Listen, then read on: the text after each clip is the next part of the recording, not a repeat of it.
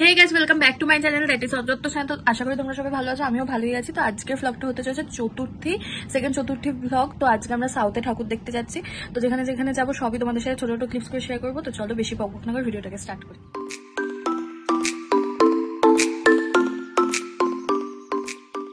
Guys ready হয়ে বসে আছি, এখানে মুষলধারে বৃষ্টি নেমে গেছে, মানে এত ভালো কপাল। মনে লাইক আজকে কেন না হলো, কালকের ওয়েদারটা কত ভালো ছিল। দেখো দাঁড়াও দেখাচ্ছিল, এখন একটু আওয়াজটা কমেছে, বৃষ্টি সেমই রয়েছে।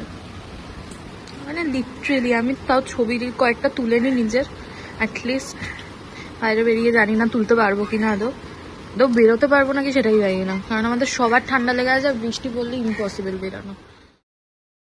ফাইনালি কাঠখড় পুড়িয়ে মেট্রো থেকে নেমে ফাইনালি একটা প্যান্ডেল দেখতে পেয়েছি। এখন 4টে বাজে, 4টের বেশি বাজে। বাদামতলায় এসেছি আর এরপরে যাবো 66 পল্লী। তো দেখাচ্ছি তোমাদের প্যান্ডেলটা। গরম লাগে না তোর? তো গাইস, তো আমরা মেট্রো থেকে নেমে যেখান থেকে লেক মল কাছে পড়ে ওই গেটটা থেকে 3 বা 4 সম্ভবত, একটা আমি ভুলে গেছি এক্সাক্ট। তো ওখান থেকে বেরিয়েই রাস্তা পার করেই বাদামতলা আসার সঙ্গ।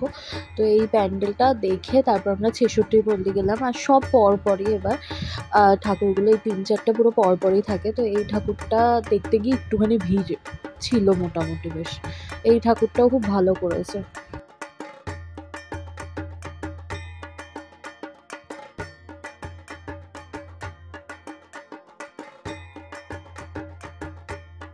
এরপরে 66 পল্লী থেকে বেরিয়ে রাস্তা পার করেই হচ্ছিল নেপাল ভট্টাচার্য স্ট্রিট ক্লাবের প্যান্ডেলটা। এই প্যান্ডেলটা প্রত্যেকবার খুব ভালো করে, আর প্রত্যেকবার ওদের মূর্তিটা খুব বড় হয়। তো এখানে যা ভিড়, আমাদের 10 ঘন্টা লেগেছিলো একটা সুন্দর ছবি তুলতে।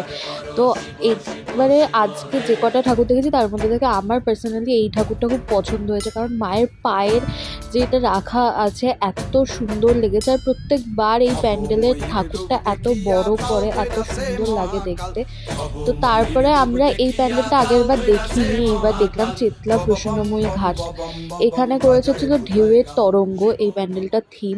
তো এটাও ভালোই করেছে। এরপরে আমরা যাওয়ার পথে, চেতলার দিকে যাওয়ার পথে এই সুন্দর ঠাকুরটা দেখলাম।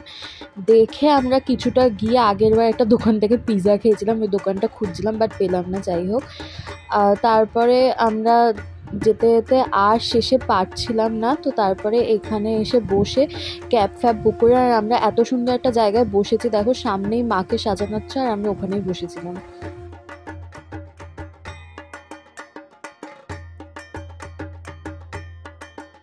প্যান্ডেল দেখা কমপ্লিট, এখন আমরা চেতলার দিকে যাচ্ছি, কারণ ক্যাব ওখানে দাঁড়িয়ে আছে, এই পর্যন্ত আসছে না, এরা ঝামেলা করছে দুজনে মিলে।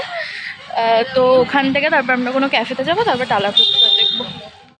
তো গাইস, তো আমরা ফাইনালি ক্যাবে উঠে গেছি। আমরা কালীঘাট মেট্রো পর্যন্ত ক্যাব করেছিলাম, কারণ আমরা ক্যাফেতে যেতাম, খুব খিদে পেয়েছে। আর সেদিনকার ক্যাবটা কেমন একটা ছিল, লাইক এসি বুক করা হয়েছে কিন্তু উনি বারবার এসিটাকে অফ করছে অন করছে। তো এত গরম লাগছিল, আমি শেষে জানলাই খুলে দিয়েছি। ফাইনালি আমরা একটা ক্যাফেতে এসেছি, নাম আমি তোমাদের পরে বলছি। আমরা জাস্ট দেখেছি আর ঢুকে গেছি, অ্যান্ড আমরা খাবার অর্ডার দিয়েছি। পাগলের মতো 3জনের খিদে পেয়েছে।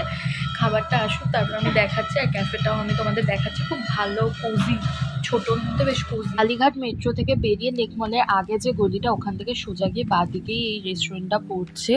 তো আমরা জাস্ট দেখেই ঢুকে গেছি, আমাদের এত খিদে পেয়েছিল। আর আমাদের সিটটাও খুব ভালো দিয়েছিল, আমরা আরামসে বসে তৃপ্তি করে খেয়েছি। আর এটা দেখো, আমি দুটো সুস্থ মানুষকে নিয়ে বেরিয়েছি, তো ওরা সারাক্ষণই পাগলামি করতেই থাকে। তো তারপর খাবারটা এলো, আমরা খেয়ে দিয়ে যখন বেরাচ্ছি তখন একটু ঝিরঝিরে বৃষ্টি পড়ছিল, তো অসুবিধা হয়নি কারণ থেমে গেছিলো। তারপরে আমরা মেট্রোতে উঠি, আর মেট্রোর স্টেশনের ভিড়টা দেখাচ্ছি।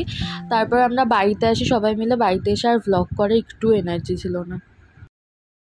সো গাইস, তো তোমাদের যদি আজকের ভ্লগটা ভালো লেগে থাকে তাহলে ভিডিওটাকে লাইক করো, কমেন্ট করো, শেয়ার করো, আর চ্যানেলটাকে প্লিজ সাবস্ক্রাইব করে দিও। আর পেপার স্প্রের লিঙ্ক অলওয়েজ ডেসক্রিপশনে থাকবে, তো তোমরা চেক করে নিতে পারো। আর আমি ইনস্টাগ্রামে পোস্ট করছি, তো ওখানে গিয়ে ফলো করে নিতে পারো। তো আজকের মতো টাটা, বাই বাই, আর ভালোভাবে ঠাকুর দেখো, সুস্থ থাকো, টাটা।